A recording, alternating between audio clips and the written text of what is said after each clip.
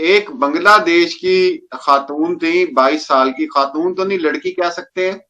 और कोई ये मतलब वो छोटे छोटी वीडियोस होती हैं ना, उनमें ये काम करती थी।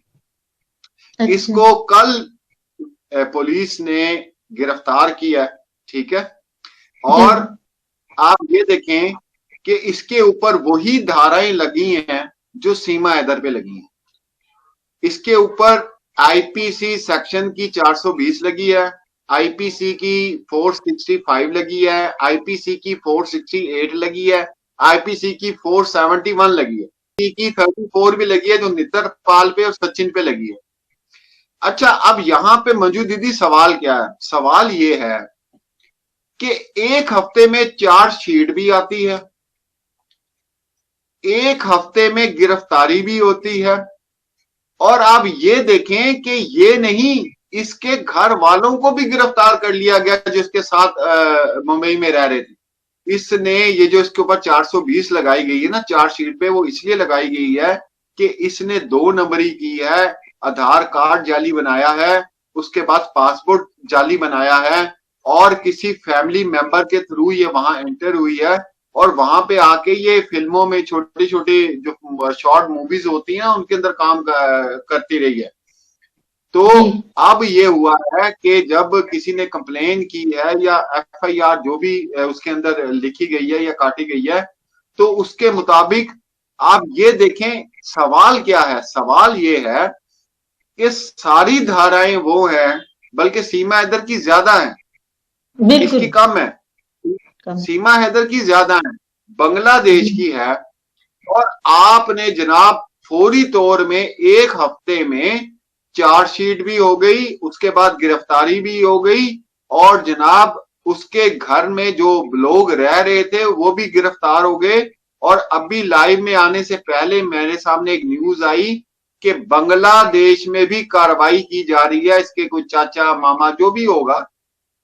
सवाल ये है मंजू दीदी कि जब सारी धाराएं एक जैसी हैं, सब चीजें एक जैसी हैं, तो सीमा हैदर को क्यों इतनी आजादी दी है? देखें, मैंने जब लाइव शुरू किया था ना मंजू दीदी, उसमें मैंने ये बात बोली थी कि आप इस औरत को जो रिया नाम की बांग्लादेश की है, आप इसको हाउस अरेस्ट कर देते ना।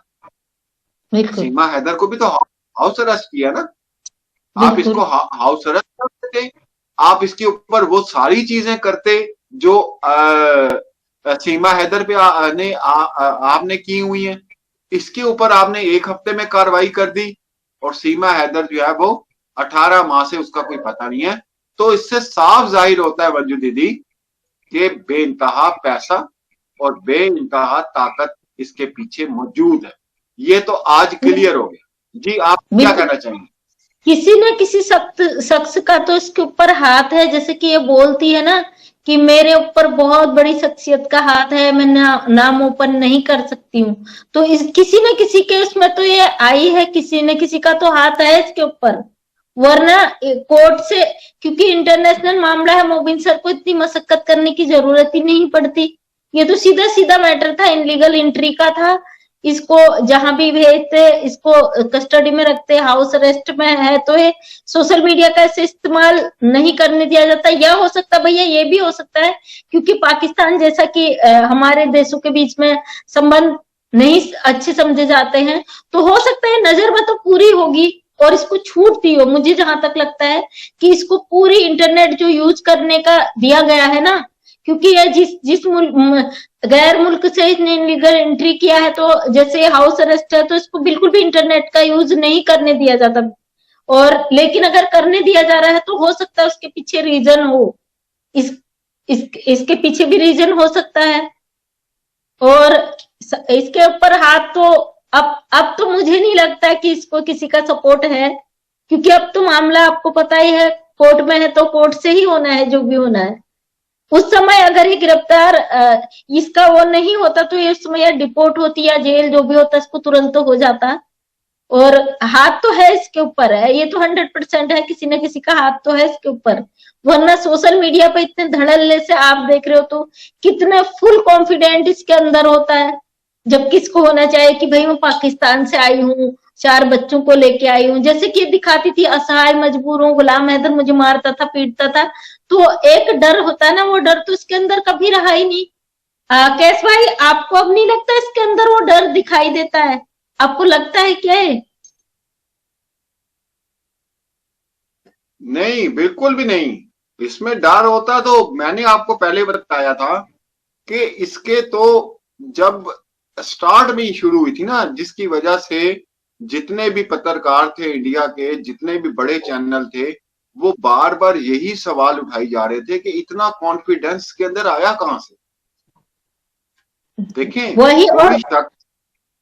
उसके साथ साथ में इंडिया की मीडिया का भी इसमें रोल सही नहीं पाया गया, क्योंकि जहां पे मीडिया को दिखाना चाहे था वो चीजें न दिखा के, इससे जो सवाल पूछने चाहे थे वो सवाल न पूछ के उन्होंने केवल इसको तजब्बु दिया। वो भी इसके अंदर कॉन्फिडेंट एक बना कि भाई मीडिया इसको इतना हाईलाइट कर रही है। कहीं ना कहीं इंडियन मीडिया का भी रोल रहा है इसमें बहुत तगड़ा, जो सीमा हैदर के जो इतने ये कॉन्फिडेंट से बोलती थी। अब अब दिख रहा है ना इसके फेस पे डर, आपको नजर नहीं लग रहा? अभी 2-3 दिन पहले और कुटाई हुई है इसकी, कल या परसों की बात है, फिर से इसके घर में पंगा हुआ है। वहां पे होता रहता है, आपको पता है? आपको पता है ये बात? इसके नहीं नहीं, क्या हुआ है इसके बारे में नहीं पता, मुझे बताएं जरा, फिर से लड़ाई ताकि हमारे झगड़े हुए। देखने वाले भी। जी जी, बोलिए बोलिए। अभी फिर से हुआ है इसका, लप्पू का, इसका नेत्रपाल का, इनका फिर से पंगा हुआ है, फिर से लड़ाई झगड़े हुए हैं इनके घर में।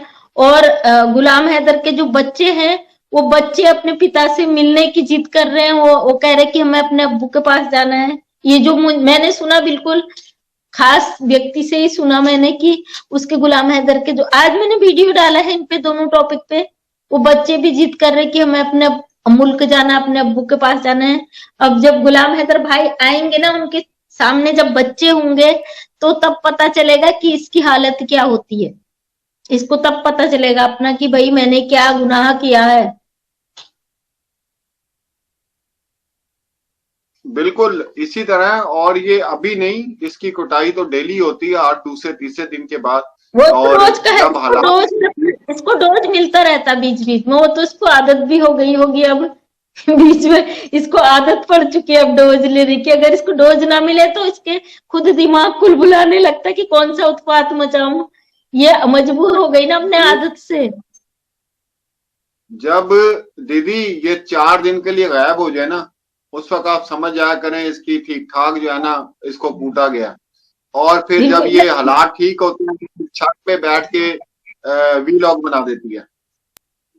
इसने वो फिर ये पुराने वीडियो डालती है उस बीच, जब इसकी कुटाई होती है तो ये पुराने वीडियो उठा के डालती है, ताकि लोगों को पता ना चले। और सारे चैनल पे एक ही वीडियो उठा के डाल देती, लोगों को पता चल जाता भैया इसने गड़बड़ कर दी है।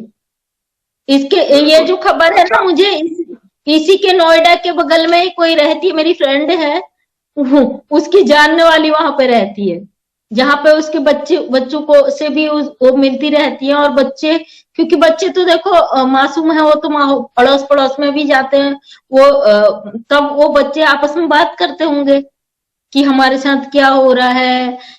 आपने देखा होगा 2 बच्चियों को तो दिखाती, उसके बड़े बच्चे नहीं दिखाई देते किसी भी वीडियो में, ये लाती ही नहीं है उनको। अगर लाएगी उतना ही कि उनका शक्ल दिखा सके, एक आध शब्द। और मुझे तो लगता है गुलाम हैदर का जो बड़ा बेटा है और जो बेटी है बड़ी वाली, वो कभी आती ही नहीं है कैमरा के आगे। 2 छोटे बच्चे आते क्योंकि उन्हें पता ही नहीं है कुछ, बेचारों को, छोटे मासूम बच्चे हैं। जो बड़े समझदार बच्चे, वो कभी कैमरा के आगे नहीं आते, कभी भी। आपने देखा है भाई उनको कभी कैमरा के आगे? नहीं, मैंने भी नहीं देखा। हाँ, मैं आपको बता रहा हूँ, ये जब इसकी शादी हुई थी तो उस वक्त वो फरहान की एक थोड़ा छोटा सा इंटरव्यू आया था, फरहान का, जब इसकी शादी जी, हो रही थी। उसके बाद तो कभी अच्छा। भी ये लोग नजर ही नहीं आए, बच्चे नजर ही नहीं आए। और दूसरी बात, आप ये देखेंगे कि जो सवालात बच्चों से पूछने चाहिए, जो चीजें बच्चों से पूछनी चाहिए, वो ये कभी भी नहीं पूछते जाके, कभी भी नहीं पूछते। बिल्कुल ठीक है। बिल्कुल, बच्चों से और तो पूछा ही नहीं जाता है।